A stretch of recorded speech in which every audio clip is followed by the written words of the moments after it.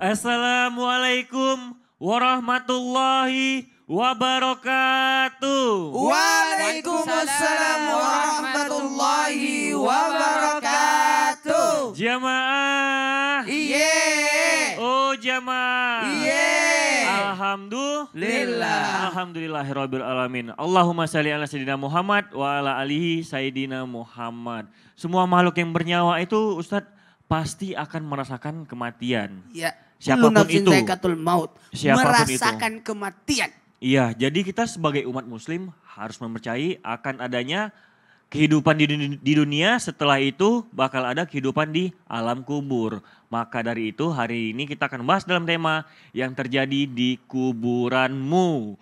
Tapi sebelum kita mulai pembahasan, hari ini ada Ustadz Bani. Assalamualaikum Ustadz. Waalaikumsalam. Ada Ustadz Syam juga. Alhamdulillah. Alhamdulillah ada. Saya.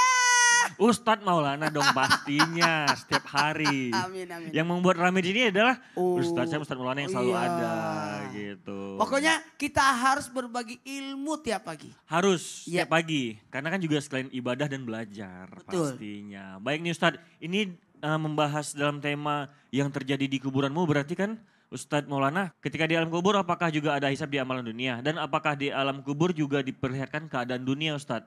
Berarti di alam kubur sudah diadili. Dan ntar kan pasti ada masanya di tempat hisab. Di tempat hisab pasti ada kan. Itu akan diadili kembali atau gimana? Mohon penjelasannya Ustadz Maulana. Silakan. Baiklah. Izin Sasmani dan Sasam. Bismillahirrahmanirrahim. Assalamualaikum warahmatullahi wabarakatuh. Waalaikumsalam warahmatullahi wabarakatuh. Jamaah. Yeay. Oh jamaah. Yeay. Lillah. Alhamdulillahirrabbilalamin. Allahumma salli ala sayyidina Muhammad wa ala sayyidina Muhammad.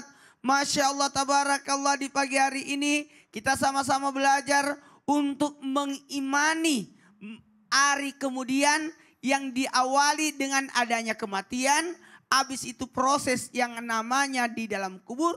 Kemudian ada lagi kebangkitan. Kemudian di padang mahsyar, timbangan dan titian siratal mustaqim. Mohon izin tanpa menggurui, hanya mengingatkan kepada kita semua untuk sama-sama senantiasa mengingat tentang kematian, mengingat akan akhirat, mengingat akan adanya kubur. Maka dalam hal inilah mengantarkan kita mengingat kepada Allah. Dari ini juga bahwa kita senantiasa diberikan warning, peringatan tentang adanya alam kubur dengan adanya hisab, adanya pertanggungjawaban. Maka tadi pertanyaan Mas Rian luar biasa. Adakah hisabnya? Adakah perhitungannya? Iya, itu adalah bagian dari proses. Kalau orang mau ke tanah suci, ada namanya pemeriksaan. Proses pemeriksaan itu untuk menuju ke daerah orang aja, kita ada namanya imigrasinya. Ada namanya prosesnya pemeriksaan. Begitu pula lah di kubur. Begitu pula di kubur. Maka di isapnya itu sesuai amal sebagai tempat penantian. Mohon maaf ya. Kalau kita di bandara, kalau kita nunggu penerbangan, sekali lagi, nunggu penerbangan itu ada namanya lounge. Ya itu. Ada lounge. Ada orang tidak masuk di lounge. Ada cuma nunggu di luar. Ada cuma nunggu di mana gitu. Disesuaikan dengan budgetnya masing-masing. Dan budget inilah yang disebut amal ibadah kita. Amal perbuatan kita ketika di dunia. Ketika ada orang yang bekalnya sedikit, ya susah juga dia. Tapi kalau ada nunggu, nunggu di halte. Nunggu ada fasilitas. Tidak terasa menunggunya itu. Wah, udah terbang aja. Aku kan masih menikmati di lounge ini. Masih mau makan, masih mau nonton. Karena kalau ada teaternya juga, om teaternya. Saya kalau menunggu biasanya, ada kesempatan, terus baca dan sebagainya. Jadi itu adalah bagaimana fasilitas. Fasilitas itu diperoleh ketika ada amal kebaikan. Inilah yang terasa ketika berada di dalam kubur. Maka selain ada proses, selain namanya penantian, inilah yang disebut dengan penantian dan ada juga pertanggungjawaban. Dan ketika ada perbuatan buruk, maka itu jadi penghalang. Maka ada orang dikalungkan dengan kalung yang terbuat dari api karena dia pelit. Ada orang yang digerogoti ular karena dia tidak sholat. Itu macam-macam. Macam-macam di dalam kubur siksaannya juga prosesnya. Masya Allah, berarti kita selagi masih hidup Ya. baiknya memperbanyak amal untuk bekal di alam kubur nanti. Di alam Karena kan kubur. gak hanya di alam kubur, bakal ada step-step terus selanjutnya Iya. hingga kita menuju insya Allah antara surga dan neraka. Ya, bagus juga nih sebelum kita bahas tentang surga neraka, proses kubur dulu. Iya, proses dikubur dulu. Terima kasih Ustadz Maulana. Iya, iya. Tapi nih Ustadz Bani, di alam kubur itu katanya penghubung, alam barzah ya, penghubung antara dunia dan akhirat. Tapi ketika kita di alam kubur, bisa nggak kita bertemu dengan manusia-manusia lain yang telah meninggal juga? Mohon penjelasannya Ustadz Bani, silahkan. Allah, mohon izin guru kami Ustaz Syam, Ustaz Maulana, Mas Rian, Selamat. dan guru-guru kami dimanapun berada. Bismillah, Assalamualaikum warahmatullahi wabarakatuh. Waalaikumsalam warahmatullahi wabarakatuh. Alhamdulillah, wassalatu wassalamu ala rasulillah wa ala alihi wa ashabihi wa mawalah. La hawla wa la quwata illa billah. Para pemirsa Islam itu indah dimanapun berada, hari ini kita sedang membahas alam barzakh. Kata Ustadz tadi, persinggahan, apa launch? Di mana? Launch, Masya Allah ya. Allah Subhanahu wa Ta'ala sebut dalam surat Al-Mu'minun ayat 99 sampai dengan ayat 100. Ba'da a'udzubillahi minasyaitonir rajim. Hatta idza jaa ahadahumul mautu qala rabbirji'un la'alli a'mal salihan fima tarakt. Kalla innaha kalimatun huwa qailuha wa mi waraihim barzakhun ila yaumi yub'atsun. Nah, di sini disebut barzakh. Orang-orang ketika datang malakul maut menjemput ajalnya, dia mengatakan rabbirji'un, ya Allah kembalikan aku hidup lagi. Untuk apa? La'alli a'mal salihan fima taraktu. Mudah-mudahan saya bisa melakukan amal soleh yang kemarin tidak sempat saya lakukan. Kemarin lupa sedekah, lupa infak, lupa berkurban, lupa sholat dan seterusnya. Kembalikan ya Allah, saya ingin melakukan kebaikan itu. Kata Allah, kalla, udah gak bisa, udah habis masanya. Sudah selesai kesempatan itu. Itu adalah ucapan yang hanya diucapkan oleh dia tapi tidak mungkin bisa terwujud. Wa min waraihim barzakhun ila yaumi yub'atsun. Setelah itu mereka akan masuk ke barzakh sampai hari berbangkit. Secara bahasa barzakh itu artinya pemisah atau perantara kata Imam At-Tabari. Karena apa? Karena dia menghubungkan tadi dunia dengan akhirat. Pertanyaannya Ustadz, ketika kita di alam barzakh, apakah roh itu bisa bertemu dengan yang lain? Kata Imam Ibnu Qayyim Al-Jauzi, ada dua. Pertama, kalau orang itu, nauzubillah min dzalik, orang kafir, pelaku dosa, maksiat, boro-boro untuk ketemu dengan orang lain, untuk menghadapi masalah dia, menghadapi problem dia, siksa dia di alam kubur saja, udah gak ada waktu. Gak bisa. Masya Allah. Udah sibuk. Masya Allah. Tapi untuk mereka yang beriman, untuk mereka-mereka yang takwa, taat kepada Allah Subhanahu wa Ta'ala, itu betul kata Ustaz tadi, istirahat semua fasilitas diberikan oleh Allah Subhanahu wa Ta'ala. Bahkan mereka bisa saling berjumpa, bisa saling bertemu dengan yang lainnya. Cuman nongki-nongki gak bisa. Gak bisa ngopi-ngopi ya. Ngopi-ngopi gak bisa, tapi ketemu bisa. Ini kata Ibnu Qayyim Al-Jauzi ketika menafsirkan surat An-Nisa ayat 69. Wa may yuti'illaha war rasula faulaika ma'al ladzina an'ama Allahu 'alaihim minan nabiyyin was-siddiqin wasyuhada'i was-salihin wa hasuna ulaika rafiqa. Orang-orang yang taat kepada Allah dan Rasulnya, maka besok mereka akan dikumpulkan bersama nabiyin, para nabi, was-siddiqin, orang-orang siddiq, was-salihin, orang wasyuhada, orang-orang syuhada, orang mati syahid, was-salihin, dan adalah orang-orang saleh, dan itulah pertemanan kebersamaan yang terbaik. Kata Ibnu Qayyim Al-Jauzi, kebersamaan ini di dunia, di alam kubur, dan di akhirat. Kalau di dunia kita biasa bersama dengan orang-orang saleh, orang-orang baik, maka di alam kubur pun kita bisa berjumpa dengan orang-orang saleh, orang-orang baik. Dan di akhirat mudah-mudahan kita dikumpulkan oleh Allah bersama orang-orang terbaik. Di antaranya adalah baginda Nabi kita Muhammad SAW. Itu karenanya dalam akhir surat Al-Fajr Allah katakan, wadukhuli fi ibadi wadukhuli jannati. Ya ayyatuhan nafsul mutmainnah irja'i ila rabbika radiyatan mardiyah. Fadukhuli fi ibadi wadukhuli jannati. Wahai jiwa-jiwa yang tenang, irja'i ila rabbika radiyatan mardiyah. Kembalilah kau ke Tuhanmu dalam kondisi ridha, lagi diridhai.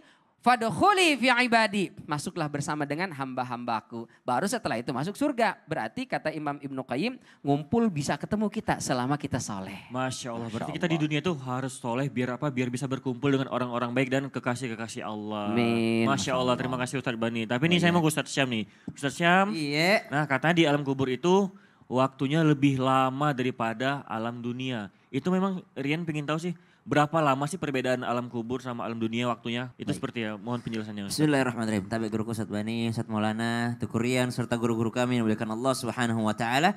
Alhamdulillahirabbil alamin wassalatu wassalamu ala asyrafil anbiya'i wal mursalin sayyidina Muhammadin wa ala alihi wa sahbihi ajma'in. أصبحنا وأصبح الملك لله رب العالمين سبحانك لا علم لنا إلا ما علمتنا إنك أنت العليم الحكيم رب اشرح لي صدري ويسر لي أمري واحلل عقدة من لساني يفقه قولي واجعل لي وزيرا من أهلي آمين آمين آمين يا رب العالمين.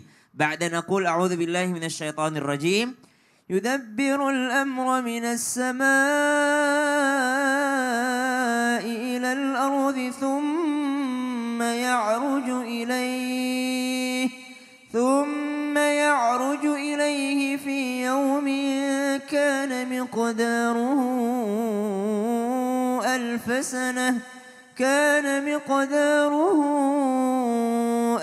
سنة مما تعدون.